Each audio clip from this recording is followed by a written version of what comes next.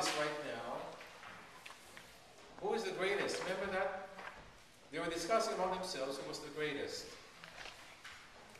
And Jesus was saying, quoted as saying, if anyone wishes to be first, he shall be the last of all and the servant of all. So you should be happy locking this place up every Thursday night after the class.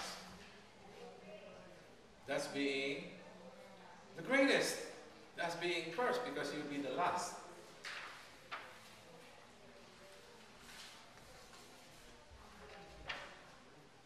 Who is the greatest?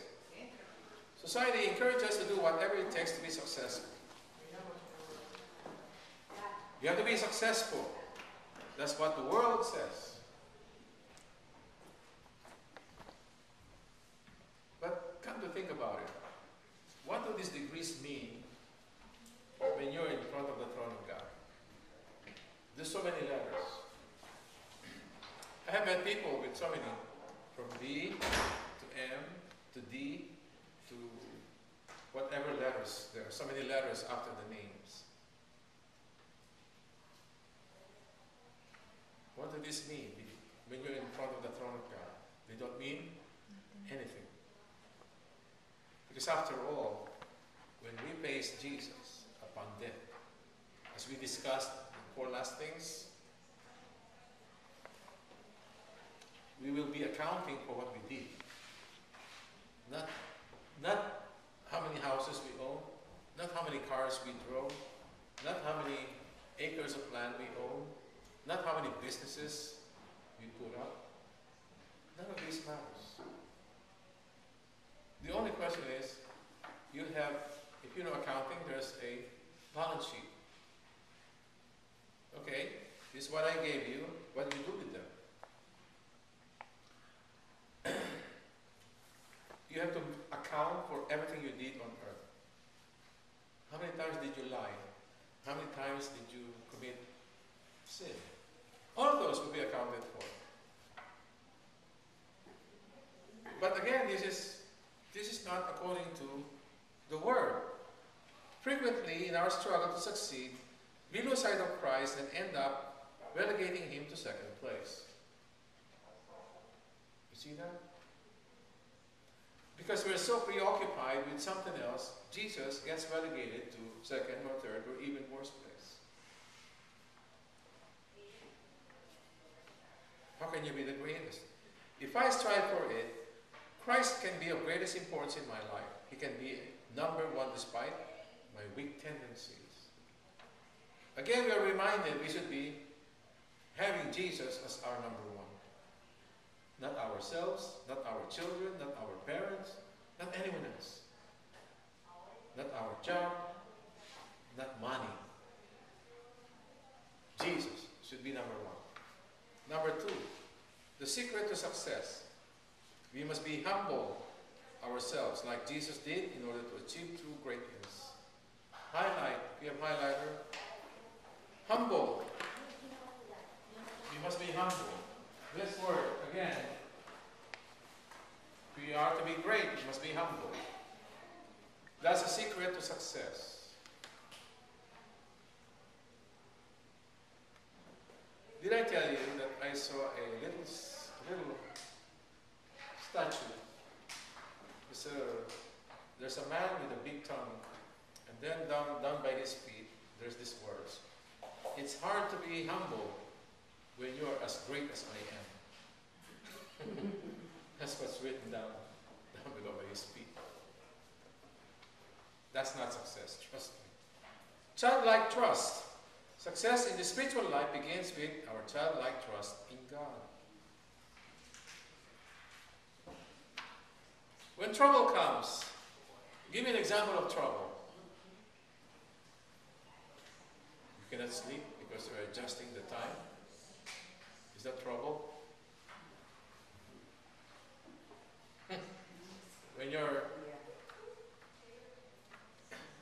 When your husband is 1,000 miles away, you can't sleep. Is that trouble?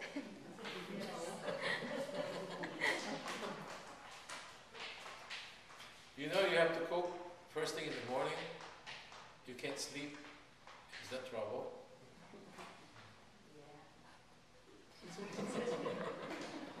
There's all kinds of trouble. The question is, what do you do in front of these troubles? When confronted with these troubles, who do you resort to? It has to be to God. That's being childlike.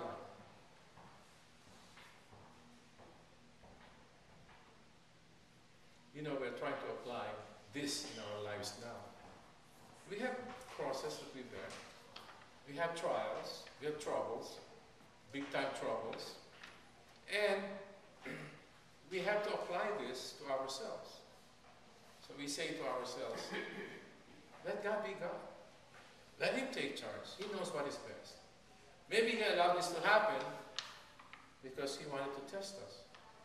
Maybe He wanted to see if our graces are good enough, His graces that we receive are good enough for us to overcome those troubles. And not despair. Right? When you cannot sleep because your daughter has gone into the convent, it's not trouble. Or you cannot sleep because you worry about your mom, my dad, my siblings, my Bible class facilitator. I don't mind all. Yes, John. Well, as I recall, I can't cite the chapter and verse.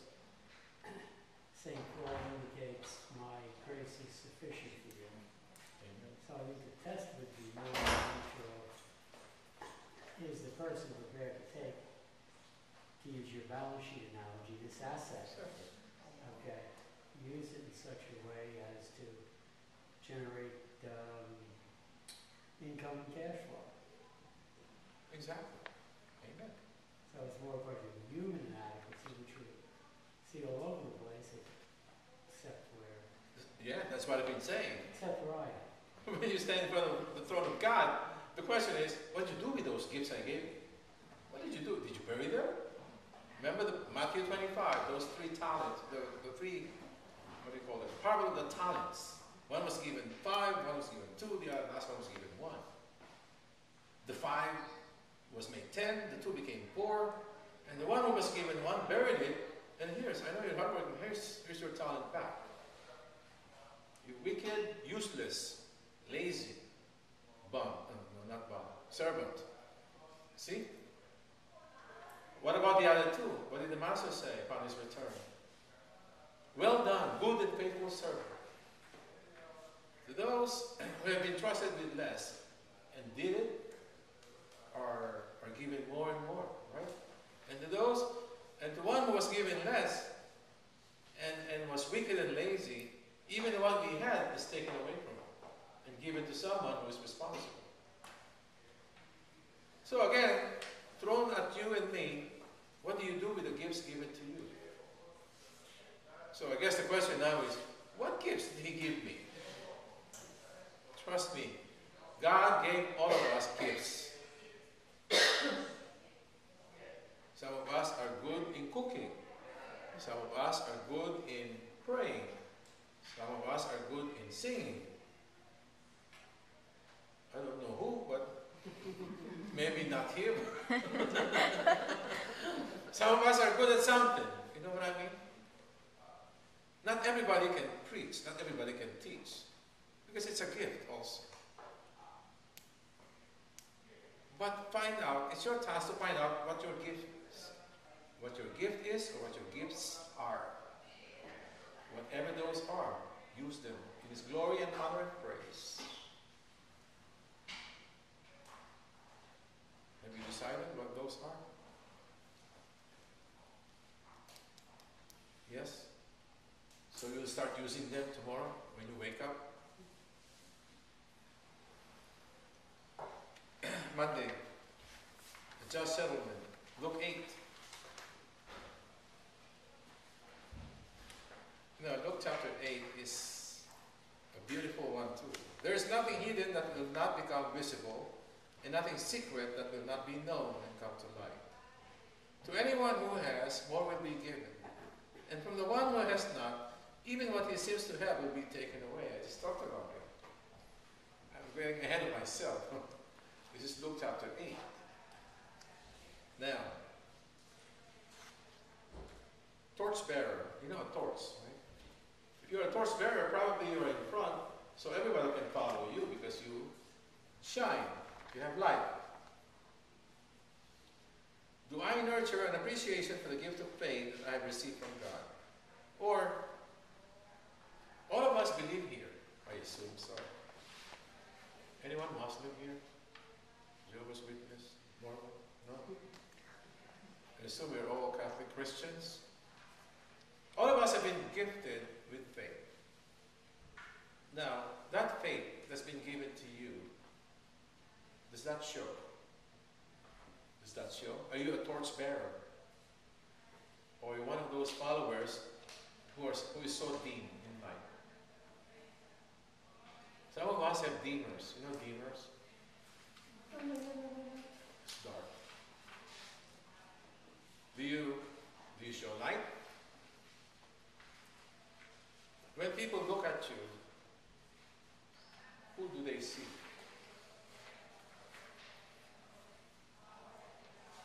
What could be worse than when people tell you, when I see you, I seem to see Lucifer.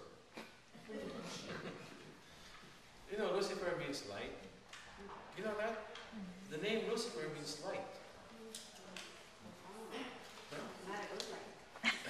Well, in Spanish, luz means light. And he was the greatest among the archangels until his pride set in. And he became ambitious. He wanted to become equal with God. And so St. Michael took over.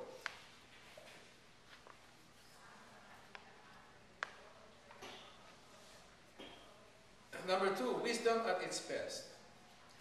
Do my good works seem to go unperceived? The more they are hidden from others now, the more merits. Oh, I love that. That's why I underline it.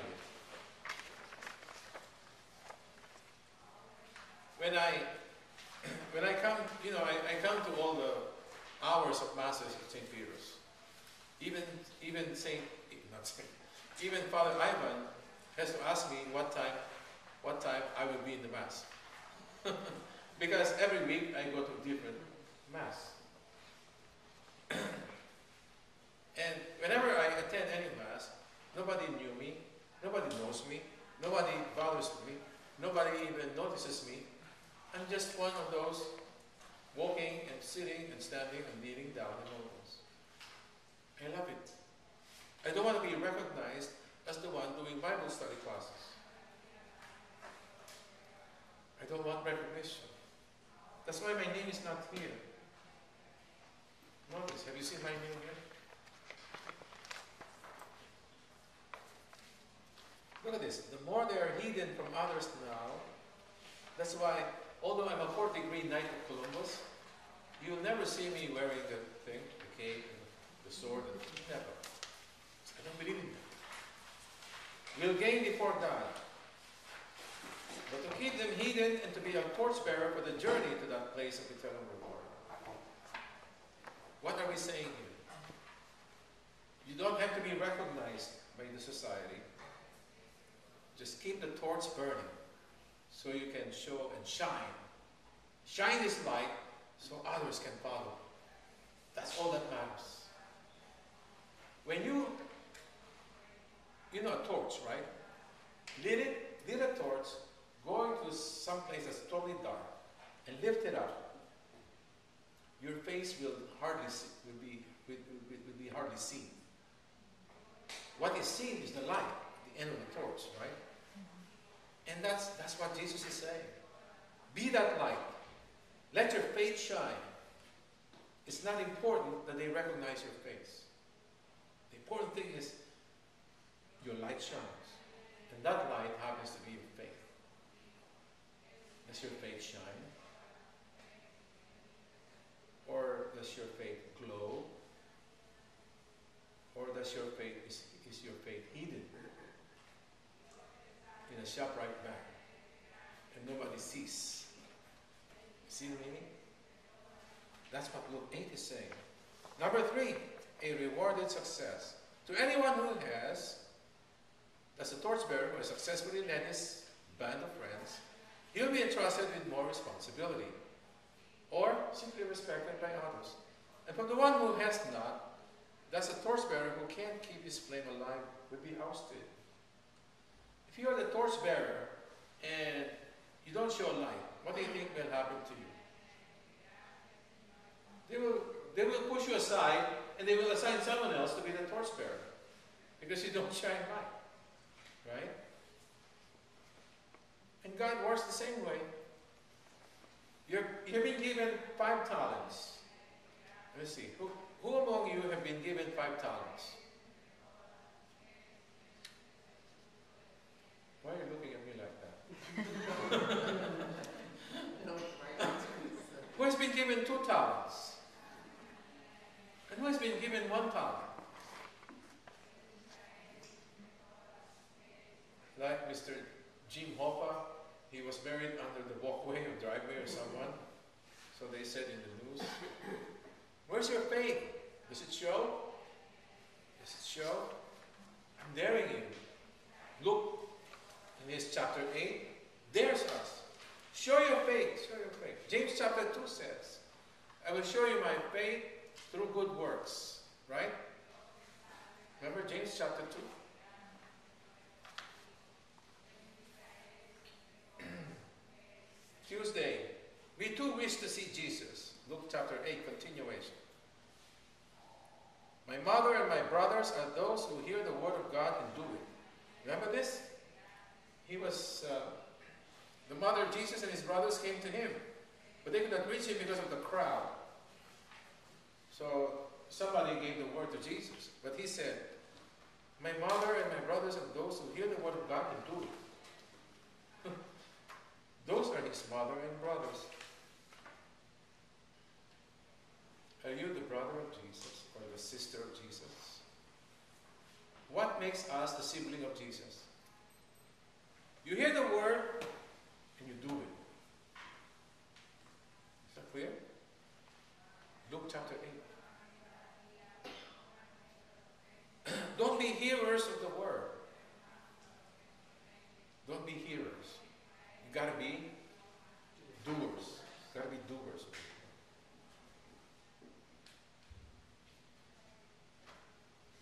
James chapter 2. Faith without works is dead. Keep that in mind. Faith without works is dead.